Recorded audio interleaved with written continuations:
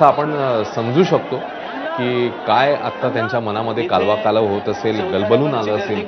कारण ते सगळे क्षण आता आठवत असतील जेव्हा कदाचित एखाद्या सभेचं नियोजन असेल, एखाद्या कुठल्या तरी कार्यक्रमाचं नियोजन असेल, विकास कामाचं भूमिपूजन असेल, त्याच्यासाठी झालेला फोन कॉल असेल किंवा काही वैयक्तिक पातळीवर जेव्हा कार्यक्रमासाठी त्यांनी आमंत्रण द्यायला फोन केला असेल. हे सगळे क्षण माझी खात्री आहे की ही जी मंडळी आहे तिकडे यांच्या प्रत्येकाच्या मनामध्ये तो आवाज, जसं आपण मगाशी म्हटलं की त्यांचं 1 मिनिट सारखा तो त्यांचा संवाद असेल किंवा आणखी काही त्यांची जी विशिष्ट शैली होती जी अजित पवार शैली म्हणून ओळखली जायची, तर त्यातले अनेक संवाद, अनेक शब्द हे कायम या मंडळींच्या कानामध्ये, मनामध्ये हे कायम घर करून राहतील आणि सदैव ती एक काय म्हणूया आपण मोकळी जागा किंवा अनुपस्थिती जी आहे ती कायम त्यांना आयुष्यभर या सगळ्या मंडळींना ती जाणवणार आहे. कारण असा एक माणूस आपल्यातनं निघून गेला जो कायम प्रत्येक क्षणी आपल्या सोबत होता, 24/7 म्हणतात तसा आपल्यासाठी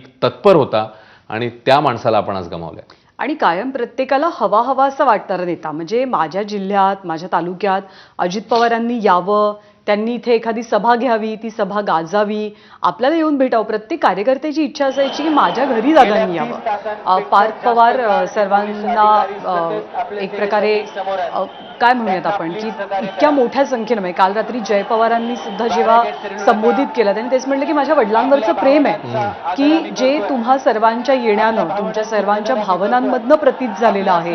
आणि ही बारामती कायम दादांच्या पाठीशी उभी राहिली, पवार कुटुंबाच्या पाठीशी उभी राहिली. आणि हेच बारामतीचं, महाराष्ट्राचं प्रेम हे दादांच्या अखेरच्या क्षणांमध्ये सुद्धा त्यांच्या सोबत राहिल्याचं दृश्य आज महाराष्ट्रानं पाहिलंय. आपल्याला अभिवादन करताय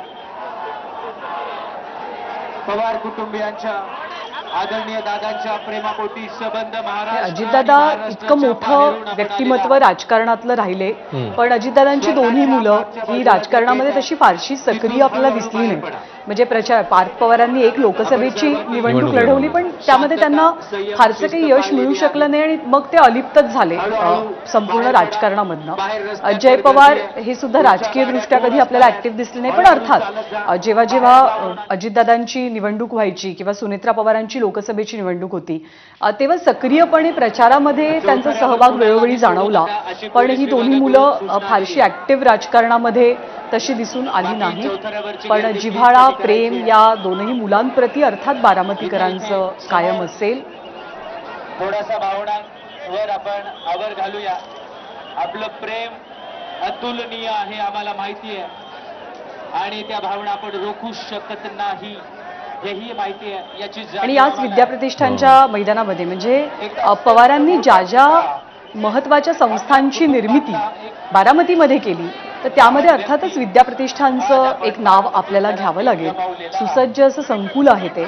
आणि अर्थात प्रतिष्ठानच्या प्रत्येक गोष्टीकडे अजित पवारांचं पण लक्ष असायचं की तिथं काय काय कार्यक्रम घेतले जात आहेत, या संपूर्ण वास्तूची बांधणी असो.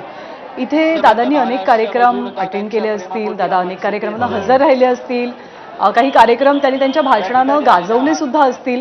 पण त्याच विद्याप्रतिष्ठानच्या प्रांगणामध्ये अनंतात विलीन झालेले आहेत. म्हणजे कायमचे शांत झालेले दादा हे महाराष्ट्राला पाहावे लागले. आपल्या सर्वांच्या आयुष्यामध्ये कधी येईल याची कोणाला जाणीव नव्हती. आणि या 24 तासानंतर सुद्धा अनेकांचा विश्वास बसत नाही. म्हणजे अंतिम निरोप दिला गेलाय अजित पवारांना, तरीही अजित पवार हे जग सोडून गेलेत. ते यापुढे राजकीयदृष्ट्या ऍक्टिव्ह नसतील, ते कुठल्याही व्यासपीठावर दिसणार नाही, त्यांचा आवाज कधीच कानात घुमणार नाही, यावर खूप लोकांचा आत्ताही विश्वास बसत नाही.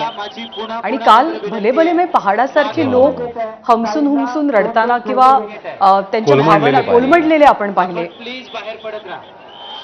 आणि आत्ताही आपण बघितलं म्हणजे राज्यातली नेते मंडळी, मंत्रीगण होतेच, पण राज्याबाहेरचे देखील काही प्रमुख नेते मंडळी आली होती. तर याच्यावरून अजित पवारांचा काय म्हणूया आपण त्यांचा आवाका किंवा त्यांचा रीच, आपल्याला देशभरातला रीच हा आपल्याला बघायला मिळतो. आणि फक्त राजकारण नव्हे किंवा फक्त काय समाजकारण नव्हे तर बाकीच्या क्षेत्रांमधली मंडळी देखील कालपासून ज्या आपण रिॲक्शन्स बघतोय, मग सिने अभिनेते असतील, खेळाडू असतील, त्या प्रत्येकाच्या मनामध्ये याविषयी प्रचंड दुःख आहे की असा माणूस आपल्यातून निघून गेला. त्यामुळे आणि प्रत्येक वेळेला आपण म्हणतो अश्विन की माणसाचं काम बोलतं, म्हणजे माणूस गेल्यावर लक्षात काय राहतं, त्याचे शब्द लक्षात राहतात, त्याचं काम लक्षात राहतं. अजितदादांना कधी वेगळ्या पब्लिसिटीची गरजच पडली नाही, कारण त्यांचं काम बोलायचं आणि त्यांचे शब्द बोलायचे. काल आपण एबीपी माझाने एक वाक्य आपल्या टेलिव्हिजन स्क्रीनवरती चालवलं की दादांचा शब्द हीच त्यांची सही होती. म्हणजे एखाद्या कागदपत्रावरती दादांनी फिजिकली सही करणं याच्यापेक्षा जास्त समाधान दादांनी मला शब्द दिलाय की तुझं काम होईल हे त्या कार्यकर्त्याला असायचं, हे त्या नेत्याला असायचं. दादांकडे राज्यातलं अतिशय महत्वाचं खातं म्हणजे राज्याचं अर्थ खातं होतं, त्यामुळे त्यांच्या भोवती असलेला गोतावळा सुद्धा तितकाच मोठा. म्हणजे दादांचे सगळे सहकारी, ज्यामध्ये रुपाली चाकणकर आहेत, अदिती तटकरे आहेत, बाकीची मंडळी आहेत, भावना रोखणं सगळ्यांना अवघड झालंय. कारण रोजचा संपर्क, रोज एकत्र काम करणं, एकमेकांच्या मार्गदर्शनाखाली काम करणं, एकत्र मिळून पुढे जाणं, या सगळ्यातनं जेव्हा तो नेता निघून जातो तेव्हा त्याचं रीतेपण शब्दात वर्णन करण्याचे कदाचित पलीकडचं असतं. महाराष्ट्रभरातून आलेले सगळे दादांचे चाहते प्रेमी सगळ्यांना हात जोडून विनंती आहे की आपण मागच्या बाजूने हळूहळू बाहेर पडा. जसं आपण मगाशी पण उल्लेख केला, म्हणजे राज्यभरातले कार्यकर्ते आहेत, मंत्री आहेत, कॅबिनेट मंत्री आहेत, आमदार आहेत, ते तर मंडळी आहेतच, पण त्यांची जी एक टीम असते जी त्यांच्या वाटचालीमध्ये खूप महत्वाचा रोल, महत्वाची भूमिका बजावत असते. कारण अनेक मोठे दौरे असतात, जास्त दिवसांचे दौरे असतात, जेव्हा कदाचित कुटुंबापासून तुम्ही दूर असता तेव्हा तेच त्यांचं कुटुंब असतं. मग ज्याच्यामध्ये बॉडीगार्ड्स असतील, ज्याच्यामध्ये त्यांचे PA असतील, बाकीची त्यांची टीम असेल, त्यांच्या गाडीचा ड्रायव्हर, जसा मगाशी आपण उल्लेख केला की जो प्रत्येक क्षणाक्षणाला, म्हणजे जर अजित पवार पुढच्या सीटवर असतील तर नेहमीच पुढे त्यांच्यासोबत संवाद, आणि किंवा अदरवाईज गाडीत जरी नुसते बसलेले असतील तरी त्यांच्यासोबतचा संवाद. तर ही सगळी मंडळी आज म्हणजे आतून पोखरून गेली आहेत आपण म्हणूया की, कारण प्रत्येकाच्या मनामध्ये अढळ स्थान निर्माण केलेला हा नेता, लोकनेता, ज्याला खऱ्या अर्थाने कालपासून पुन्हा एकदा आपण जसं म्हणतोय लोकनेता, लोकांचा नेता आणि लोकांसाठी अहोरात्र झटणारा असा नेता गेल्यामुळे त्यांच्याही मनामध्ये अपार दुःख आहे. आणि दादा प्रत्येक वयोगटाचे फेवरेट होते, म्हणजे ते पत्रकारांचे सुद्धा फेवरेट होते.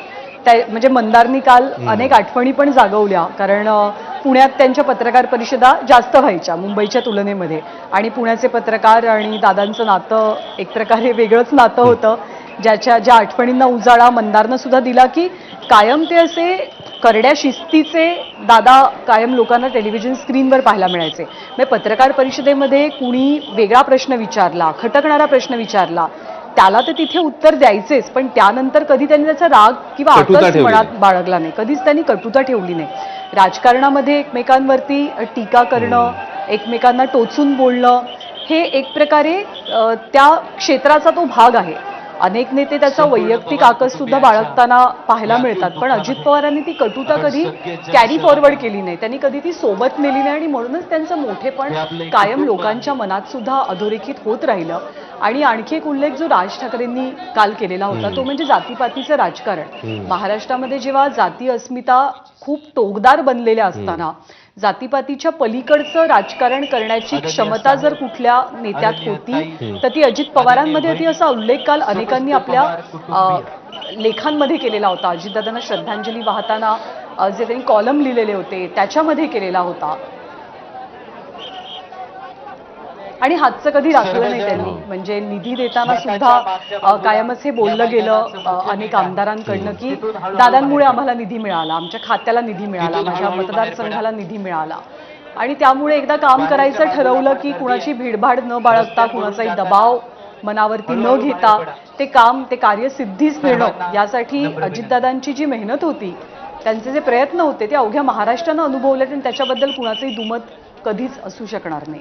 खरं आहे. आणि काम हाती घेतल्यावर तो फॉलोअप करणं म्हणजे हे फार महत्वाचं असतं. काम आपण आदेश देणं ही एक वेगळी गोष्ट आहे, आणि ते आदेश कार्यान्वित होत आहेत की नाही, त्याची अंमलबजावणी होते की नाही, तर मला असं वाटतं की तोही त्यांचा फॉलोअप हा जो त्यांचा असायचा, किंवा सातत्याने त्याचा पाठपुरावा करणं असेल, तर ह्या ज्या गोष्टी आहेत ह्या खूप म्हणजे नेता घडत असताना या गोष्टी खूप मॅटर करतात, किंवा त्याच्या सहकाऱ्यांसाठी, त्याच्या कार्यकर्त्यांसाठी, जो उद्याचा नेता होऊ पाहिलाय त्याच्यासाठी देखील. तर हेही सगळे त्यांच्या व्यक्तिमत्वाचे कंगोरे पैलू जे आहेत ते मला असं वाटतं की या मंडळींना आता वेळोवेळी आठवत राहतील प्रत्येक क्षणी, जेव्हा ते कदाचित पुढे जाऊन आता राजकीय क्षेत्रात कार्यरत होतील. तर हाही एक गुण आहे. त्यानंतर त्यांचं मोकळे ढाकळेपण आहे, त्यांचं मायेने जवळ घेणं असेल, कदाचित कान टोचणं असेल काही वेळा, हे सगळे क्षण आता ह्या मंडळींसाठी फक्त आठवणींपुरते उरलेत. कारण त्या क्षणांची अनुभूती, तो अनुभव देणारा आपला माणूस त्यांच्यातनं आज निघून गेलाय. आणि म्हणजे अजितदादांच्या ज्या ज्या व्यक्ती जवळ होत्या, वैयक्तिक पातळीवरती, राजकीय पातळीवरती, सामाजिक पातळीवरती, प्रत्येकाला ही गोष्ट अजून प्रोसेस व्हायची अश्विन, की अजितदादा निघून गेलेले आहेत. त्याला वेळ लागेल, कारण काल अनेकांनी उल्लेख केल्याप्रमाणे आणि आजही आपल्या रिपोर्टरनं सांगितल्याप्रमाणे एक सन्नाटा पसरलेला आहे सगळीकडे. आपण म्हणतो ना की मेकॅनिकली म्हणजे यांत्रिक पद्धतीनं काम करत राहणं, म्हणजे ती कृती आपल्या हातनं घडत जाणं, तसं काहीसं अनेकांच्या बाबतीत ही बातमी आल्यानंतर होतानाचं पाहायला मिळालं. पण नेमकं अजित पवार गेल्यामुळे काय आपण गमावलंय ते रीते पण काहींना शब्दात मांडता येईल, काहींना सांगता येईल, तर कदाचित काहींना ते कधीच उमगणार नाही की दादा गेल्यामुळे आयुष्यात नेमकी पोकळी काय निर्माण झाली आहे. आणि आता भावनांचा हा सगळा ओघ ओसरल्याच्या नंतर अर्थात याचाही विचार करणं खूप गरजेचं बनणार आहे की राजकीय पटलावरती अजितदादांच्या नसण्यामुळे गणितं कशी बदलतील, त्याचे परिणाम नेमके कसे असतील. कारण अर्थात सत्तेत सहभागी झालेला एक मोठा महत्त्वाचा पक्ष म्हणजे अजित पवारांची राष्ट्रवादी, दुसरीकडे शरद पवारांची राष्ट्रवादी आहे. गेली अनेक काळ म्हणजे 1999 सालापासून जेव्हापासून राष्ट्रवादीची स्थापना झाली, एकत्रित राजकारण कुटुंबानं केलेलं आहे, पक्षानं मिळून केलेलं आहे. पण 2023च्या जुलै महिन्यामध्ये ती फाटाफूट झाली. तेव्हापासून पवार विरुद्ध पवार संघर्ष हा लोकसभेला, विधानसभेला पाहायला मिळाला. पण आता अजितदादांच्या पश्चात काय, हा एक मोठा प्रश्न निश्चित आहे. विजनरी लीडर म्हणून आज महाराष्ट्राने गमवलाय. आम्हा सगळ्यांना त्यांचं जाण्याचं की पोकळी न भरून निघणारी आहे. कारण प्रशासनामध्ये, मंत्रालयामध्ये सगळ्यांना त्यांची उणीव भासवेल, सभागृहात त्यांना सगळ्यांना त्यांची उणीव भासवेल. ही खरंच अजितदादांच्या व्यक्तिमत्वाची पोकळी कधीच न भरून येणारी आहे. खरं आहे. त्यामुळे हे होते विश्वजित कदम. त्यांनी मग आपण रस्त्यावरून जाता जाता बाहेर जे मंडळी आहेत, बाहेर गावची, त्यांना सहकार्य करून काँग्रेसचे नेते विश्वजित कदम यांची प्रतिक्रिया आपण पाहिली आणि जसं त्यांनी सांगितलं की सभागृहात देखील विजनरी लीडर की पोकळी न भरून, कारण त्यांची सगळ्यांना त्यांची खरंच आजी महत्वाची पोकळी येणारी आहे. त्यामुळे हे होते विश्वजित कदम. त्यांनी विशेष होता आणि तिकडे देखील कोपरखळ्या मारणं असेल सहकार्यांना किंवा आपली बाजू ठामपणे मांडताना त्याच्यासाठी संकलित केलेली माहिती ज्या पद्धतीने ते मांडायचे, तर त्यांची सभागृहातली भाषणं देखील आता जसा विश्वजित कदम यांनी उल्लेख केला की ती पोकळी आम्हाला कायम जाणवत राहणार. आणि म्हणजे कदमांच्या घरातली जनरेशन नेक्स्ट आहे विश्वजित कदम आहे. पतंगराव कदम आणि अजित पवारांनी एकमेकांसोबत जास्त काम केलंय जेव्हा आघाडीचं सरकार आपल्या राज्यामध्ये होतं तेव्हा. तर त्या आठवणी आहेत. आणि अर्थात रोहित पवारांनी काही महिन्यांपूर्वी एका सभेमध्ये या गोष्टीचा उल्लेख केला होता की म्हणजे दादांचं लक्ष तू म्हणालास तसं प्रशासनाकडे, कुठला आमदार कसं काम करतोय, विधानसभेच्या परिसरात कसा वावरतोय, वागतोय, बोलतोय, याकडे तर असायचं. पण ड्रेसिंग सेन्स म्हणजे तुम्ही तरुण राजकारणी आहात तर तरी सुद्धा तुम्ही तुमच्या कपड्यांचं भान कसं जपायला हवं, आपण जेव्हा सामाजिक क्षेत्रात वावरतो तेव्हा, त्याचा सुद्धा एक सुरेख किस्सा पुतण्या म्हणून सुद्धा, पुतण्या या नात्यानं सुद्धा रोहित पवारांनी सांगितलेला होता की दादानी कटचं हटकलं होतं त्यांना एका पोशाखावरनं. आणि अजित पवारांच्या याच गोष्टी कायम लक्षात राहतील. आपण एक सामान्य मनुष्य म्हणून सुद्धा समोरच्याला काय वाटेल, ही गोष्ट सांगू की नको सांगू, यानं कटुता येईल का, आपल्या नात्यामध्ये काही फरक पडेल का, याचा हजारदा विचार करतो. अजित पवार ते राजकीय क्षेत्रात वावरणारे, सामाजिक क्षेत्रात वावरणारे व्यक्ती होते.